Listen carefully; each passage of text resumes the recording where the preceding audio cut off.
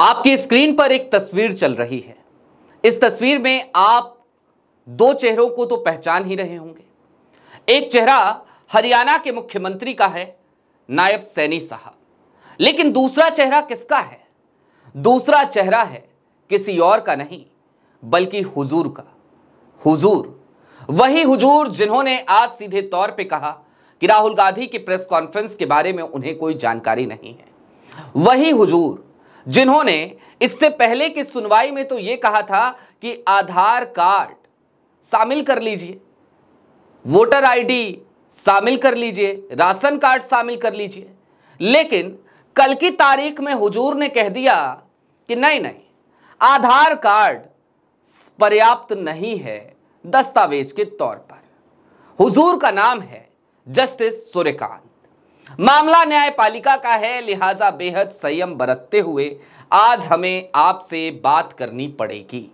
लेकिन हां, आज जरा सिलसिलेवार तरीके से कुछ चीजों को समझने की कोशिश करेंगे और समझेंगे पर्दे के पीछे चल रहे उस खेल को भी कि क्या अब वाकई में न्यायपालिका से उम्मीद रखने की जरूरत है वोट चोरी के मुद्दे पर इस देश को, या फिर कि विपक्ष को, या फिर कि उन तमाम याचिकाकर्ताओं को जो सुप्रीम कोर्ट की बारगाह में पहुंच जाते हैं, हर बात पर मुंह उठाए और कहते हैं हुजूर देखिए चुनाव आयोग वोट चोरी कर रहा है। नमस्कार, मैं स्वप्निल और आप मुद्दा देख रहे हैं। दोस्तों, आगे बढ़ें उससे पहले एक छोटी सी अपील है।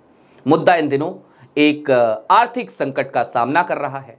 हमारे मेन बैंक अकाउंट बीते कई महीनों से फ्रीज चल रहे हैं। साथ ही हमारा पुराना चैनल, जो 2.5 साल पुराना चैनल था, वो भी अब उपलब्ध नहीं है हमारे पास, हमसे छीना जा चुका है। ऐसे में आपसे अपील है, जब मुद्दा को डे टू डे ऑपरेशंस के लिए कई समस्याओं का सामना करना पड़ रहा है, आप यदि चाहें और यदि आप सक्षम हो तो अपनी क्षमता अनुसार छोटी छोटी मदद मुद्दा की जरूर कीजिएगा।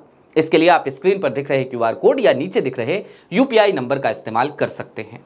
अब मैं सीधे तौर पर आपको लाइव ला का एक ट्वीट दिखाना चाहता हूं, और यह ट्वीट मैं क्यों दिखा रहा हूं, आपकी स्क्रीन पर है वो ट्वीट, जरा गौर से पढ़िएगा।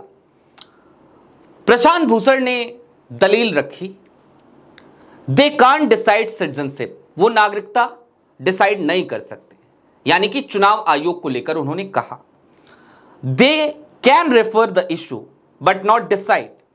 वो इस इशू को रेफर तो कर सकते हैं, गृह मंत्रालय के पास रेफर कर सकते हैं, लेकिन वो डिसाइड नहीं कर सकते, वो निर्णय नहीं कर सकते।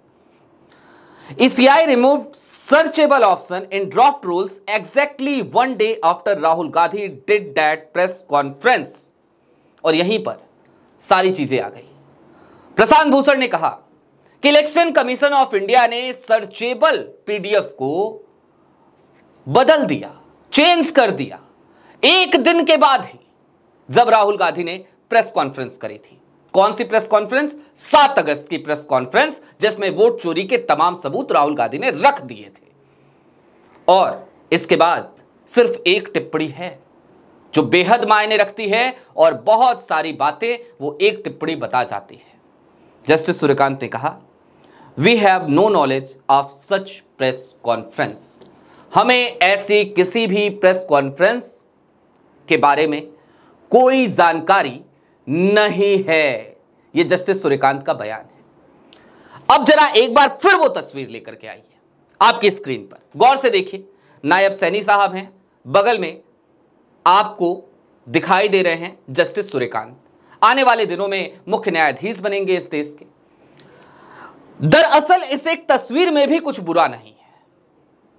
असली बात मैं आपको अब बताने जा रहा हूं, इस तस्वीर में कोई बुराई नहीं, कोई बुराई नहीं है।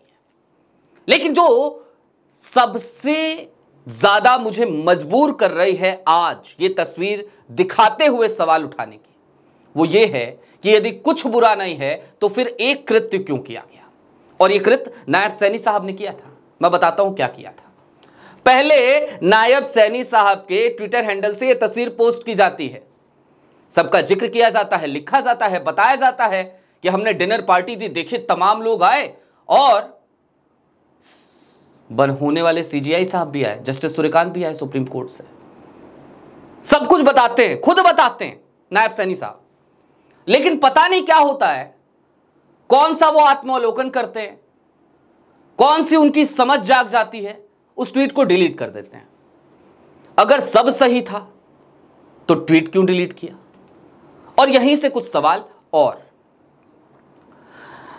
सुप्रीम कोर्ट एक ऐसी जगह है जहां पर इंसान इस उम्मीद के साथ जाता है कि इस देश में चाहे जितना भी ताकतवर व्यक्ति क्यों ना हो, यदि उसने गलत किया है तो मैं उसे सुप्रीम कोर्ट की बारगाह में ले जाकर खड़ा करूंगा और फिर सुप्रीम कोर्ट मेरे साथ न्याय करेगा।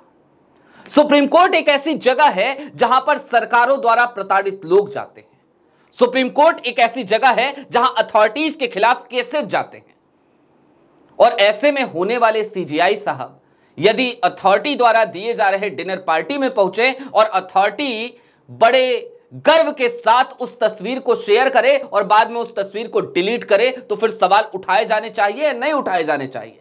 आप मुझे बताइए। लिहाजा ये सवाल हम उठा रहे हैं। अब जरा इस तस्वीर पर यहीं ठहरिए, रुकिए।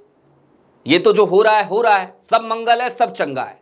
लेकिन अब थोड़ा सा आज की जो कार्रवाई हुई उस पर भी थोड़ी देर गुफ्तगू कर लेते हैं। क्या हुआ आज या क्या हुआ कल? अगर मैं एक लाइन में बोलूं तो सिर्फ इतना ही हुआ कि अब तक तो टिप्पणियां आ रही थी, अब तो कोई टिप्पणी भी नहीं आई। एक आश्वासन कल की तारीख में दिया गया था, मैं उस आश्वासन को भी जरा अंडरलाइन करना चाहता हूं। जस्टिस सूर्यकांत ने कहा था, हम यहां बैठे हैं ना अगर कुछ गलत होता है। यह जस्टिस सूर्यकांत ने कल कहा था। साहब आप बैठे रहेंगे, आप इसके बाद भी बैठेंगे और नवंबर के बाद आप मुख्य न्यायाधीश की कुर्सी पर बैठेंगे, 1.25 साल तक बैठेंगे। जनाब आप बैठेंगे, हुजूर आप बैठे रहेंगे। लेकिन बिहार के मतदाताओं के पास या बिहार के उन प्रत्याशियों के पास बैठने का वक्त नहीं है हुजूर, नहीं है। और इसलिए नहीं है क्योंकि एसआईआर का आनन फानन में ऐलान, उसके बाद 11 दस्तावेजों की वो सूची, और 11 दस्तावेजों में कितने दस्तावेज किसके पास हैं, समाज के अंतिम पंक्ति में खड़े कितने लोगों के पास जन्म प्रमाण पत्र होगा, कितनों के पास होगा, कितनों के पास पासपोर्ट होगा, कितनों के पास होगा जनाब। और दूसरा ये तर्क कि भैया आधार कार्ड फ्रॉड हो सकता है। हमने आपको दिखाया था पहले, एक अपडेट आया अचानक से आधार कार्ड में और उसमें लिख दिया गया नागरिकता का प्रमाण पत्र नहीं है, सीधे लिख दिया गया। भाई तो है किस चीज का प्रमाण पत्र? पासपोर्ट के लिए आधार कार्ड, गैस कनेक्शन के लिए आधार कार्ड, सिम कार्ड लेना हो आधार कार्ड, लेकिन वोट डालने जाना हो और वोटर लिस्ट में नाम चढ़वाना हो, वोट डालने के लिए भी आप आधार कार्ड लेके जा सकते हैं, लेकिन वोटर लिस्ट में नाम चढ़वाना हो आधार कार्ड रख दो, किसी काम का नहीं है। तो है किस काम का साहब, यही बता दीजिए, है किस काम का? और आप ही तो थे ना हुजूर जो कह रहे थे कि ये जस्टिस सूर्यकांत की टिप्पणी थी, मुझे याद आ गई। देखिए जस्टिस सूर्यकांत ने कहा था कि इलेक्शन कमीशन का यह तर्क कि आधार कार्ड फर्जी बनाया जा सकता है, इसमें कोई खास दम नहीं है। जस्टिस सूर्यकांत ने इसके आगे कहा कि फर्जी तो कोई भी दस्तावेज बनाया जा सकता है। और उसके बाद उन्होंने सुझाव दिया था। सुझाव, सुप्रीम कोर्ट सुझाव देता है ना आजकल, कड़ी टिप्पणियां करता है, सुझाव देता है। करना हो तो कर लो, नहीं करना हो मत करो, बाकी तो आपकी मर्जी है साहब, इलेक्शन कमीशन की मर्जी है, ऐसे कहता है सुप्रीम कोर्ट।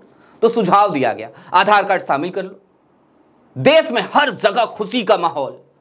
जो योगेंद्र यादव कल मृत लोगों को लेकर पहुंचे थे, उन्होंने भी वीडियो जारी करी थी, प्रशांत भूषण ने भी ट्वीट किया था। मैं क्या बोलूं, सुझाव पे जश्न मना था इस देश में। सोचिए इस न्यायपालिका पे लोगों को कितना भरोसा है कि यदि न्यायपालिका सुझाव भी देती है तो उस पर भी जश्न मन जाता है, कड़ी फटकार लगाती है तो उस पर भी जश्न मन जाता है। भले ही कड़ी फटकार लगा के फैसला कुछ भी सुना दे, कोई फर्क नहीं पड़ता। और अब एक और छोटा सा उदाहरण है, उसके साथ कंक्लूड करूंगा मैं। और ये जो फ्रस्ट्रेशन है ना, ये जो आवाज में तलखी है, ये आज की और कल की सुनवाई को लगातार फॉलो करने की वजह से है। नहीं करना चाहिए था मुझे फॉलो, मैं इस बात से बड़ा दुखी हूं। मैं लगातार एक एक कमेंट पढ़ रहा हूं साहब, एक एक कमेंट पढ़ रहा हूं, कौन सी टिप्पणी आई, किस वकील ने क्या दलील रखी, उसके बाद जस्टिस सूर्यकांत ने क्या कहा, उसके बाद जस्टिस बागची ने क्या कहा। अरे मुझे आज समझ में आया कि मैं सिर्फ और सिर्फ अपना वक्त खराब कर रहा था। और चलते चलते आज जस्टिस सूर्यकांत ने कहा ना कि कल फिर सुनेंगे, आपको आधे घंटे सुन लेंगे, उसके बाद से इलेक्शन कमीशन अपना जवाब देगा। इलेक्शन कमीशन क्या जवाब देगा साहब, वो तो इलेक्शन कमीशन जाने, देश को जवाब मिला हो ना मिला हो ये देश जाने। हम जैसों को जवाब मिल चुका है कि क्या हो रहा है, किस दिशा में सुनवाई जा रही है। लेकिन हां हुजूर, एक बात और मुझे याद आ गई, मैं उसके साथ कंक्लूड करता हूं। एडीआर को लेकर आपने कहा था, इलेक्शन कमीशन को डायरेक्ट किया था कि 65 लाख लोगों की सूची एडीआर को दे दो, और आपने जस्टिस सूर्यकांत साहब 9 अगस्त की तारीख मुकर्रर करी थी। यह वही इलेक्शन कमीशन है ना जिसने आपकी बात मानने से इनकार कर दिया, कह दिया नहीं देंगे सूची, हम बाध्य नहीं है।